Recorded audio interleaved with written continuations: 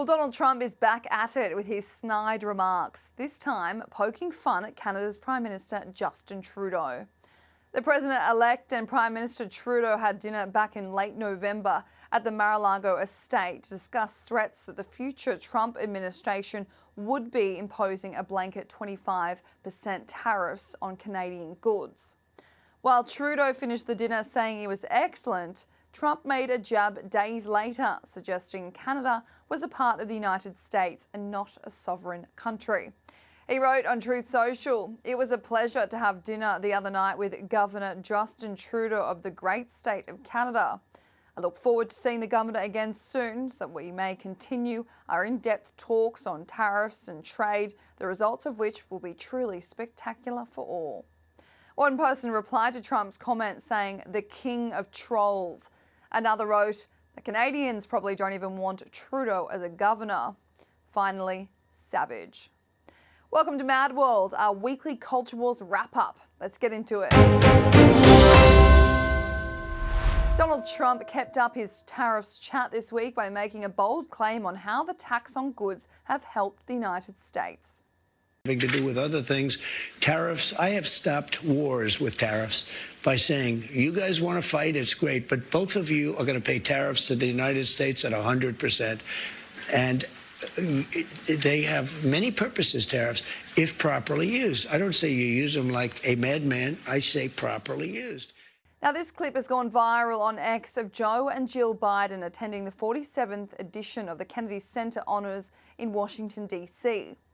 The guests of honour, being the President and the First Lady, were applauded when they arrived, but the lack of acknowledging or even making eye contact with Vice President Kamala Harris and Second Gentleman Doug Emhoff had online users wondering if there was trouble in the White House.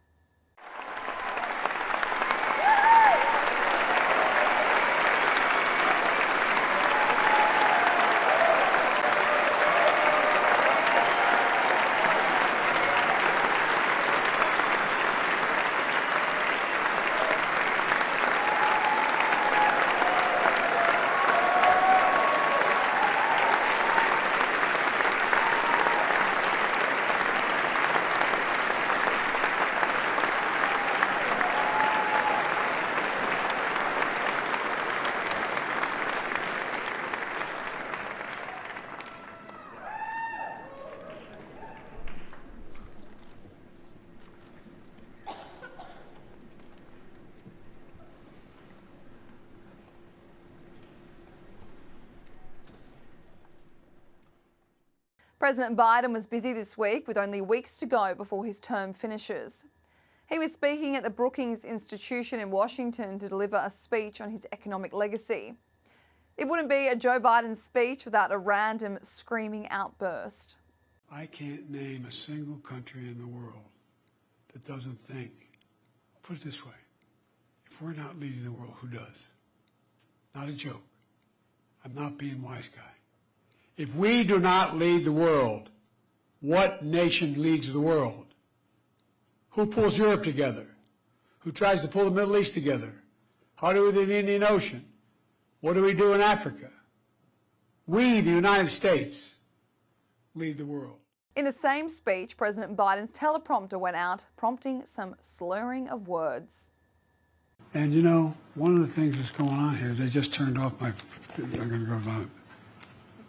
I lost the electricity here. But anyway, one of the things we found is that, you know, we invented the computer chip, size of the tip of your little finger. Earlier in the week, Joe Biden was trolled online for looking completely incoherent while reading his speech off the teleprompter. We will help ensure stability in eastern Syria, protecting any personnel, our personnel, against any threats.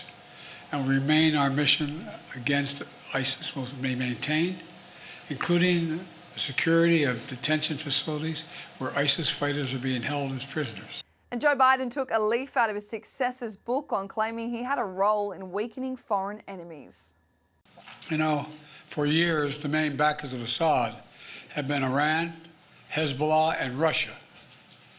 But over the last week, their support collapsed, all three of them, because all three of them are far weaker today than they were when I took office. Early last week, it was revealed, despite denying this would happen, Joe Biden officially announced he was pardoning his son, Hunter.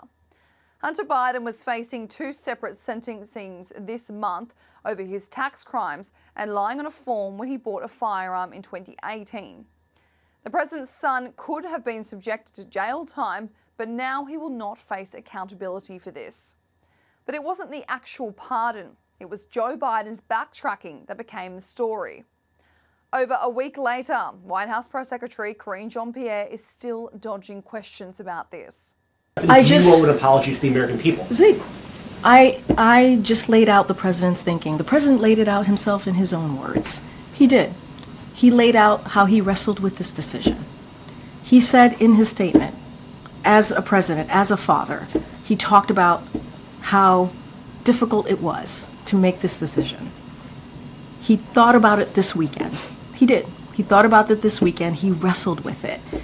And there are some, factors, some real factors that he took into consideration. And that's why I keep saying folks should just take a look. Take a look. Read his statement. And I know what I said. I know what the president said. That is where we were at the time. That is where the president was at the time. I am his spokesperson. This weekend, he thought about it. He wrestled with it. And made this decision. That's what I can tell the American people. Why should they have any confidence in anything else? I think the American people understand, and I think they understand how difficult this decision would be. And I would actually add, and I think it's important to note here as you're asking me these questions, important questions to ask, that there was a poll, a U.S. Gov poll that came out, that some of you all reported on it, and it said 64% of the American people agree with the pardon. Karine Jean-Pierre was also asked this week about what these mysterious drones flying over New Jersey could be.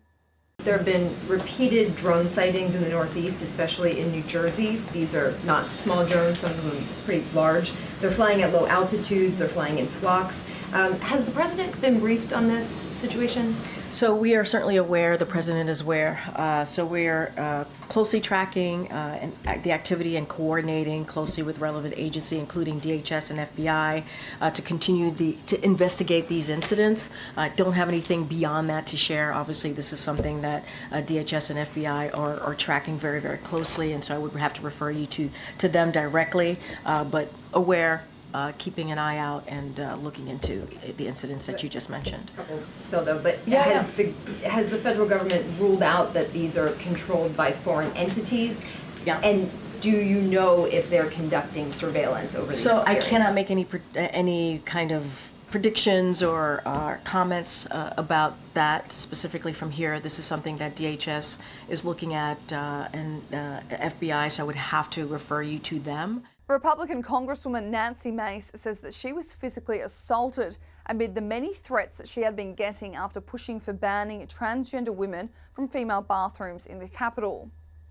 After Sarah McBride, the first transgender woman to be elected into Congress, Nancy Mace had been adamant that anyone using bathrooms in the Capitol had to use the one that was their birth gender assigned. Ms Mace said that after drafting Resolution HR 1579, she had been receiving death threats. Things escalated after she wrote on X, "I was physically accosted tonight on Capitol grounds over my fight to protect women. Capitol Police have arrested him. All the violence and threats keep proving our point. Women deserve to be safe. Your threats will not stop my fight for women." Police in the US Capitol said that they arrested a 33-year-old man just before 6 p.m. for assaulting a government official.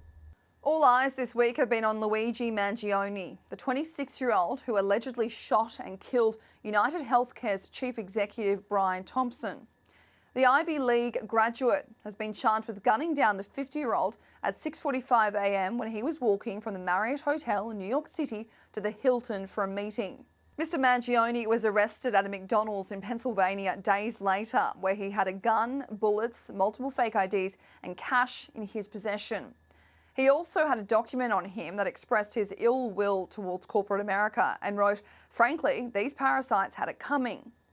Luigi was taken to a Pennsylvania courthouse where he was seen screaming to reporters. Down. Oh, back up.